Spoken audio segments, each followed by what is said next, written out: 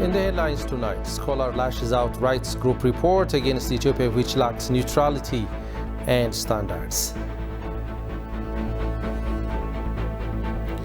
ICRC calls international community to urgently respond to humanitarian problem in Ethiopia. Somalia is one step closer to electing new president.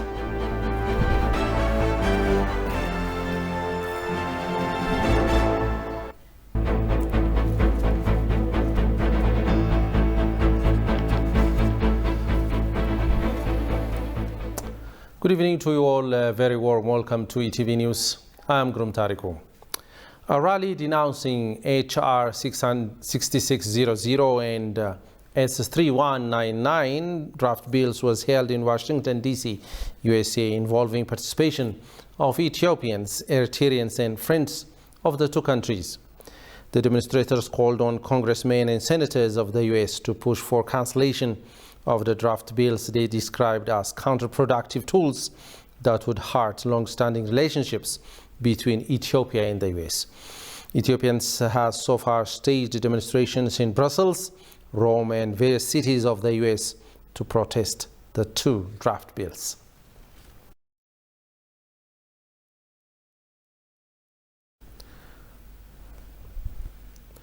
A joint report of the two watchdogs on allegedly committed human rights violations in Walqait is said to be substandard and fallacious in methodology. The political analyst and consultant Alamayo Aredda said the Amnesty International and Human Rights Watch report came out to suppress findings of Gondar University. Goshu Melissa reports. The Amnesty International and Human Rights Watch are non-governmental organizations predominantly financed by members and philanthropists to achieve its very purpose. The international community and watchdogs have been accusing Ethiopian government allegedly violating human rights violation, which is said without considering the reality on the ground. Who is the Human Rights Watch? Talking to ETV, Alamayo Aredda said some international organizations are financed by individual agents who have negative interest on Ethiopia. The Human Rights Watch is being financed by agents, by individuals who have a negative interest on Ethiopia. On the other hand, if you take Amnesty International, it is a non-governmental organization stationed in London. It is financed by individuals, by its members. It's a global movement. The Department for International Development Agency of Britain is granting it. The European Commission is granting fund to it.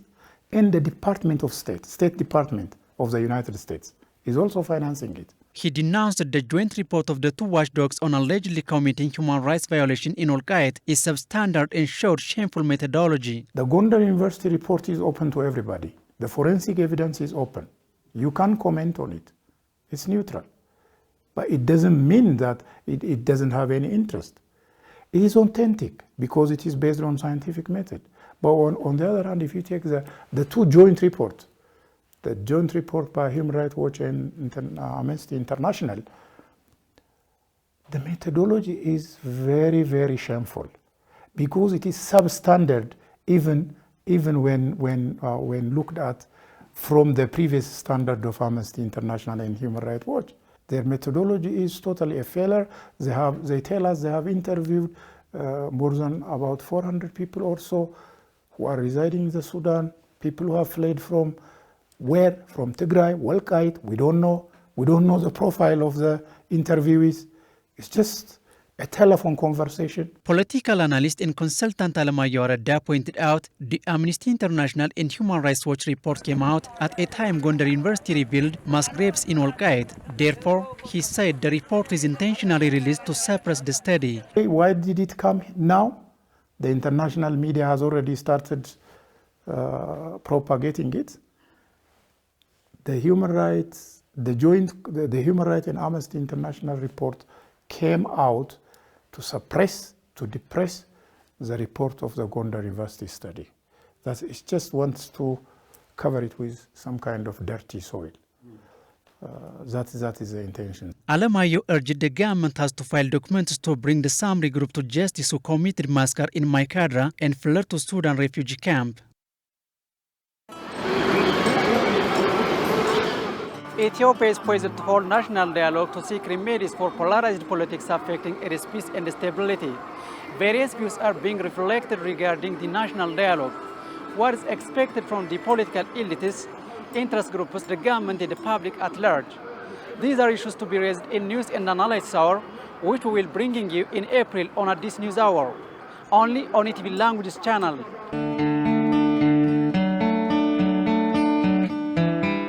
I am in the center of the busy and bustling Mercato, once referred as the largest open market in Africa. Here is quite common to see bargaining prices and a wave of retailer and wholesale traders filling the streets along with customers.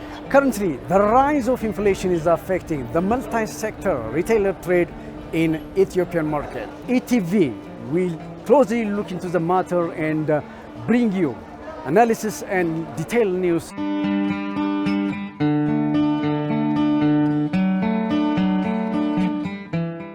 Addis Ababa is the political seat of African Union and other international organizations. And ATV English will bring you fresh stories on the diplomatic arena.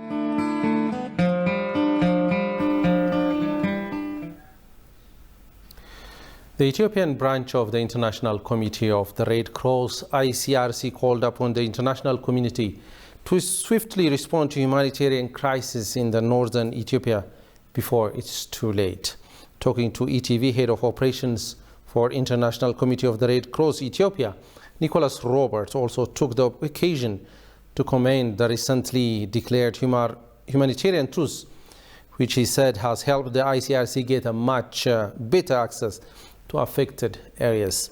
Our staff reporter Jerusalem Betza sat down with him and compiled the following story. Morning. How are you? Nice to meet you. I'm Nicholas. Head of Operations for the International Committee of the Red Cross, ICRC Ethiopia, Nicholas Roberts stated that the ICRC has been rendering humanitarian assistance to the state of Tigray since the end of January 2022. The ICRC welcomes the recently declared humanitarian truce, he said, adding the development has made access to the war-torn Tigray much easier. This is a very positive development for everybody. Since January, ICRC managed to get a plane with which we deliver, let's say, life-saving medical supplies with the support of the Ministry of Health that facilitated also the procedure. However, a plane remains limited in terms of what it can carry. And the fact that now with the new truce, there's a clear facilitation of convoy movements. This allows for larger movements of cargo. So yes, very welcome, very happy, let's say, with the truce. Important to make sure that the convoys are maintained at a regular pace. Needs remain extremely high for the affected communities, and we really need to maintain this pipeline in order to remain efficient and to remain close to the affected people. So we hope to send on a weekly basis the convoys the same way we do in all the rest of the country. Roberts said the ICRC complies with its policy of non-interference in internal political situation of a given nation, adding better and more delivery to affected areas as a core issue at the moment. ICRC does not, really does not interfere into any kind of, political decisions, or we do not interfere into any of the internal matters. What matters really to us is to be able to reach the affected communities. This is why we try to always remain as impartial and neutral as possible, supporting communities affected throughout the country. As TPLF deliberately killed civilians, gang-raped women and girls, and caused mass destruction and looted private and public properties and infrastructures by expanding the war into the two adjacent states of Amhara and Afar, the humanitarian crisis worsened. How about your humanitarian support to the Afar and Amhara state? Obviously, in Amhara and Afar, a large response. We have a sub-delegation in Gondar. In Afar, we have a team present in Semera, and we have never stopped our activities. I mean, to give you a few examples, in North Wollo, large-scale water rehabilitations in Wuchale, in Haik, in Bati, in Kobo, just at the end of the year in Debre Tabor, in Nefes Mocha. I mean, we're quite active in a lot of these areas. In Afar, Dupti Hospital, I mean, we have been carrying out regular distributions to Dupti Hospital. Just last week, we finished supporting 9,000 people in Harsuma, in Afdera. Yesterday, we did a donation of medical items to Afdera Health Center. So I think that there are needs in Afar that need to be also really covered by the international organizations. However, the international community is still turning a blind eye to the atrocities perpetrated against civilians by the TPLF. Citing the gravity of the situation, Robert called on the international community to respond to the humanitarian crisis throughout the country before it's too late. This is our way of working. We really believe in a neutral and impartial response to all the affected communities throughout the country. I do believe that there are needs all around. Tigray has really been affected with a lot of resources not being able to reach into Tigray, as were all the other areas also affected. However, in the other areas we managed to reach quite quickly. But there are a number of areas that we do not see the presence of that many international actors. I was mentioning the Welegas, for instance, East Welega, Kelem Welega, Mtfilo, Guji, you know, even in Eichel. There are quite a few areas where we believe there are needs. Medical, you know, Gilgil Beles, in Benishangul Gumuz. I mean, there are needs, and it's important to make sure that we respond to the needs of all the affected people without distinction. And this is really something that I think would be helpful if other actors also manifest themselves in some of those other affected areas. Until the arrival of this first convoy on 1st April, the only aid deliveries since mid-December had been by air. This is far most costly and delivers only minimal supplies. The humanitarian truce has helped in this regard, says the ICRC. The Ethiopian government high-level delegation led by Finance Minister Ahmed Shide has arrived in Washington, D.C. to attend the meeting of the World Bank Group and International Monetary Fund.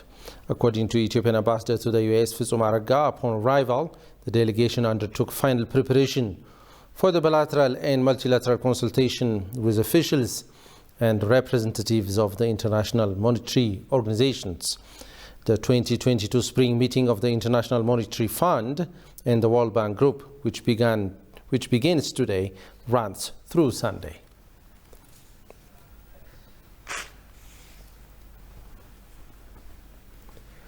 Walqait has become a site of mass grave where thousands of people were massacred and buried by TPLF tyrannical administration during the past 4 decades.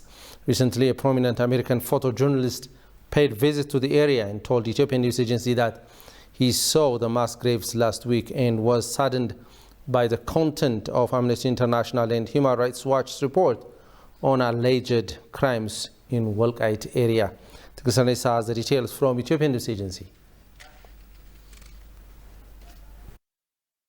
The well-known photojournalist Jamal Countess noted that the human rights organizations are ignoring the reality in Walqait, and they came out with records to try to downplay or blunt the effect of the report of Gondar University. It is to be recalled that researchers from University of Gondar discovered mass graves of ethnic Amhara massacred by TPLF's tyrannical administration in Walqait, Agadi, in Jallamd area for the past 40 years. Looking at the situation with Walqait,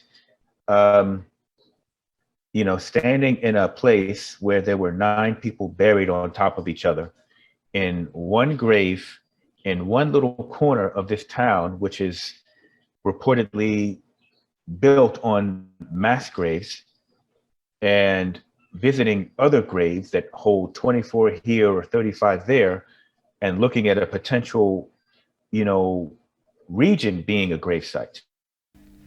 But the whole world is being misguided by misinformation of the Western media and by politically motivated reports from human rights organizations, Koikas said. He underlined that the recent joint report of Amnesty International and Human Rights Watch is particularly intended to shadow the reality of investigation on mass graves in Walqait area. Koikas shared his grief about what he witnessed during his current visit in Walqait, where people who lived in the area have been digging by hand to try to find buried beloved family members. Even if, you have somebody who's lived in this region, I mean, what you're dealing with is family members who know where their family members are buried, who are actually digging by hand.